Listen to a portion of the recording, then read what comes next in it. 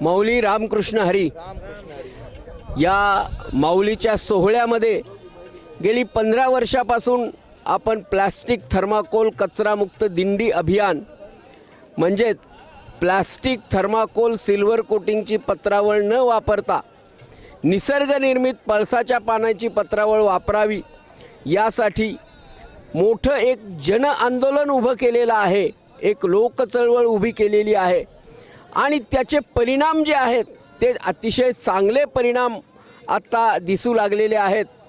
आत्ता आपल्याबरोबर इथे आम्ही दौंडज गावाच्या जवळ आहोत आणि इथे भूषण पाटील आणि अनिल भोसले ही मंडळी मुंबईहून येऊन या ठिकाणी खूप मोठ्या प्रमाणात अन्नदान करतात आणि त्यांनी जे आज यावर्षी अन्नदान केलेलं आहे हे निसर्गनिर्मित पानाच्या पत्रावळीवर केलेलं आहे।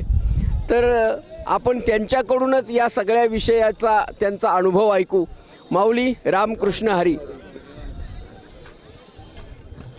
गेल्या वर्षी या दादांनी आम्हाला येऊन सांगितलेलं ते प्लास्टिकच्या पत्रावळ्यांचं कोटिंगचं काय घाणेरडं पोल्युशन होतं, तर त्यांनी मला सुचवलेलं का तुम्ही पळसाच्या पानांच्या पत्रावळ्या तुम्ही चालू करा। तर यावर्षी आम्ही ते ऐकून तेच आणलं आणि त्याचा प्रतिसाद चांगला मिळतोय। किती अन्नदान केलं?